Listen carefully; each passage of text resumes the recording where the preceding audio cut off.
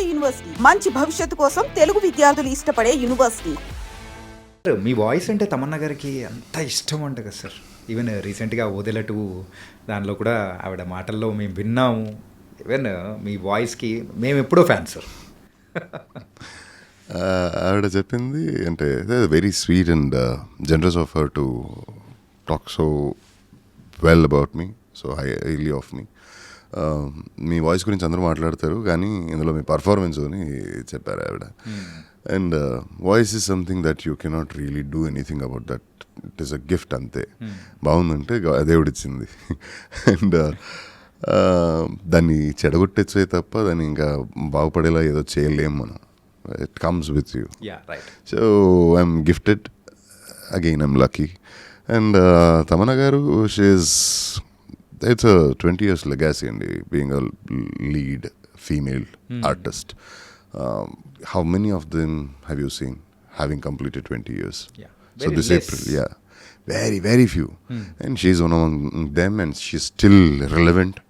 She's still persisting. She is still loved and wanted and busy.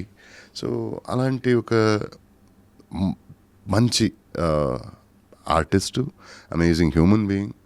ఆవిడ నా గురించి మంచి మాట చెప్పిందంటే నాకు that's like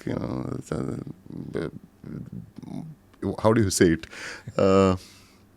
coming from such professionals is like an award to you, anybody. And I'm so happy about it and so glad about her. And having worked with her is a delight. And she's one beautiful human being and such excellent artist. And totally adore her. As a playback సింగర్గా కూడా మీ career అనేది start చేశారు. So particularly మా తెలుగు వాళ్ళకంటే ఒక reel అనేది కూడా చాలా బాగా ఫేమస్ అయింది సార్ రీసెంట్ టైమ్స్లో అనుకుంటా.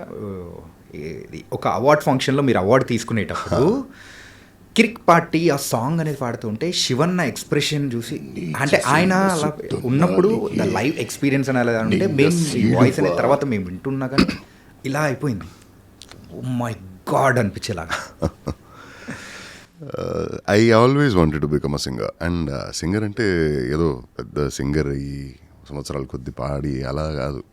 I just wanted to see my name on that cassette. అప్పుడు చిన్నప్పుడు అంతా కసెట్సే కదా. సో కసెట్లో ఒకసారి నా పేరు నేను చూసుకోవాలి. ఎస్పి బాలసుబ్రహ్మణ్యం, చిత్ర, ఎస్ జానకి ఇలా పేర్లు చదువుతుంటే నా పేరు ఇందులో ఒకసారి రావాలి అని ఆశ పుట్టింది. ఎందుకు అలా జరిగిందో నాకు తెలియదు. I'm clueless about it. And I use to always sing. నేను చదవాలన్నా నాకు మ్యూజిక్ ఉండాలి. ఏదైనా even if I'm getting ready for school అప్పుడు కూడా మ్యూజిక్ ఉంటేనే కొంచెం యాక్టివ్గా ఉంటా, లేదంటే I'll be lazy, I'll be kind of dumb అలా. So music has played a vital part in my upbringing and especially Hamsalekha గారి music and those lyrics, that values has imbibed in me. And Ilaiyaraaja గారి compositions, they've driven me so crazy that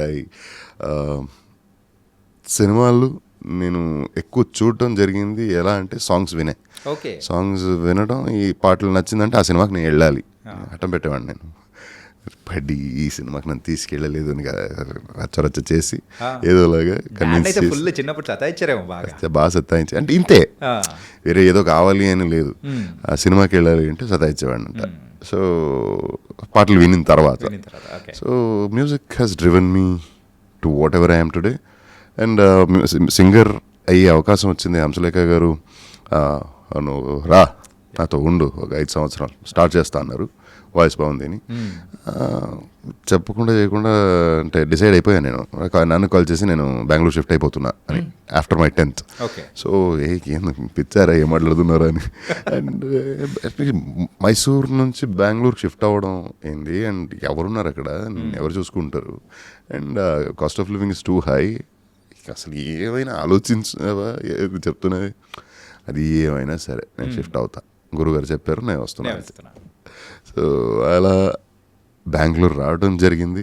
వచ్చిన తర్వాత he was training me and I had to pursue studies to.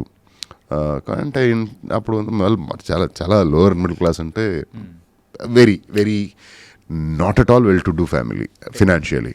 Otherwise where daddy ఏం చేసేవారు? Dad అప్పుడు ఆ టైంలో he was not working. He happen to succumb to some migraine issue. Surgery అయ్యి ఒక nerve mutate చేశారు. దాన్ని repercussion was there for few years. So he was not working and mom passed away when I was in 6th. She was the lone earner, bread winner for us. అమ్మ teacher, government school teacher. So I'm total thorough mom's kid. నాకు ఏదైనా కావాలన్నా అమ్మనే అడిగేవాడిని, అమ్మ వెంటే చుట్టేవాడిని.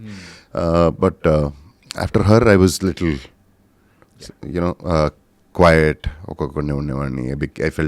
I become alone అనే ఒక ఫీలింగ్ ఉండేది. నాతో ఏమైనా స్కూలు ఫీజు అడ్మిషన్ అలా ఉంటేనే అడిగేవాడిని తప్ప అదర్వైజ్ నో.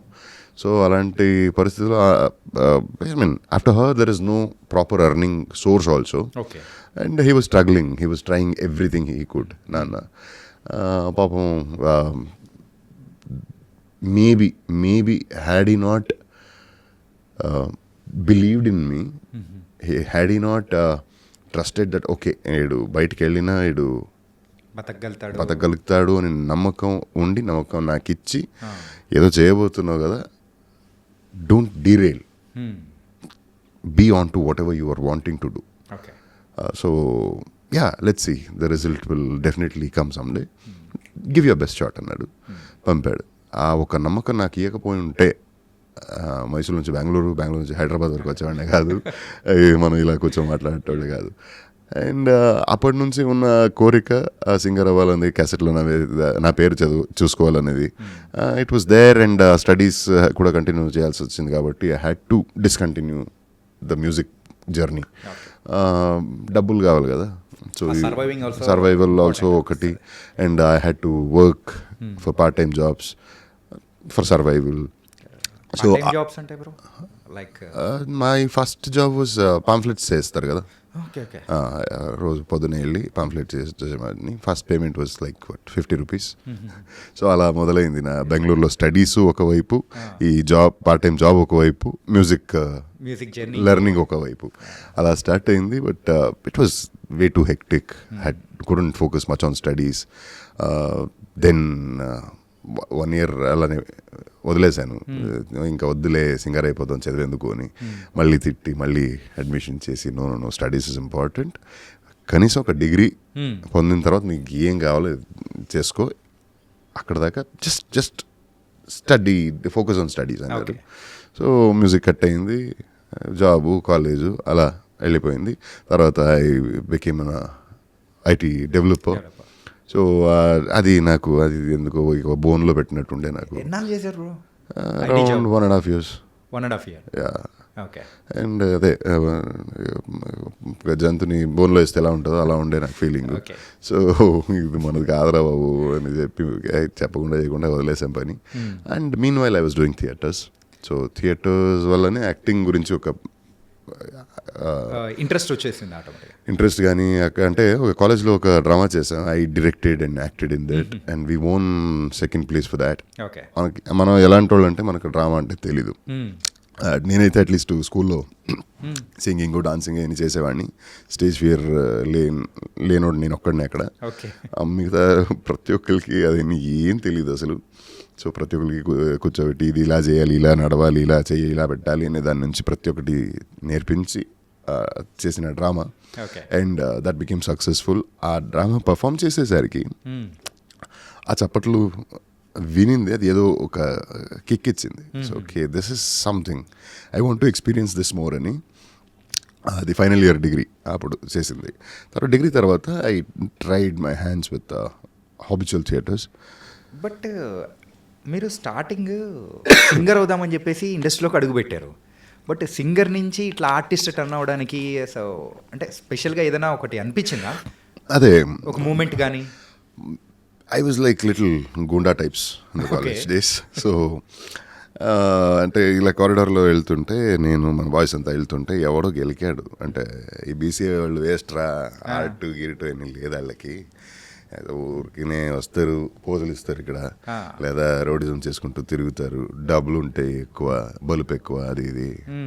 ఇప్పుడు చూడు ఒక్క నా కొడుకైనా థియేటర్ ఫెస్ట్, మన కాలేజ్లో theatre pest, national college Basavanagudi, అక్కడ థియేటర్కి ఒక పెద్ద పొజిషనింగ్ ఉంది చాలా సంవత్సరాలుగా. ఇట్స్ ఓవర్ 100 years నా. Okay. సో ఆ ట్రెడిషన్ అది థియేటర్ అనేది మన కాలేజ్లో. సో బీసీఏ బ్లాక్ నుంచి ఏ ఒక్క పేరు లేదు అక్కడ. సో దాన్ని వాడు అలా చెప్పి ఇండైరెక్ట్గా నన్ను గెలికాడు. వేరేదైనా చెప్పుంటే సీన్ మారేదేమో.